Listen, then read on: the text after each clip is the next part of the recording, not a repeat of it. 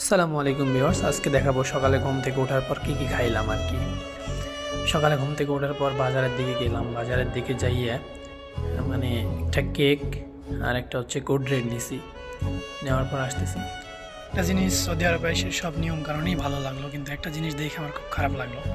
মানে কদিন থেকে ভাবতেছে একটা ভিডিও করব কিন্তু করা হইতেছে না। আজকে করলাম, দেখেন আপনারাও বলবেন যে মানে এই জিনিসটা কি আসলে ঠিক। এই একটা বিষয় আমি ভাবতে পারতেছি না, এটা এইরকম খেয়ে। এখানে দেখেন, এখানে ডাস্টবিনের একটা হচ্ছে ঝাঁপনি, এখানে আরবি লেখা আছে, এর উপর দিয়ে কত মানুষ হাইটা যায়। এখন কিছু বলার নাই, সৌদি আরবের এই নিয়মটা আমার ভালো লাগলো না আর কি।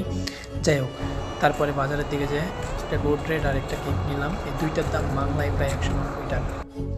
190 টাকা। এরপরে দোকানে গেলাম, দোকানে যেয়ে দেখি যে ভাই পিঠা আনছে, দেশি পিঠা, চিতাই পিঠা, সাথে হচ্ছে আছে সরিষা ভর্তা, ধনিয়া পাতা ভর্তা এবং শুটকি ভর্তা। Thanks all. ভিডিওটা ভালো লাগলে লাইক দেবেন, শেয়ার দেবেন। লো বাজেটের ব্লগ।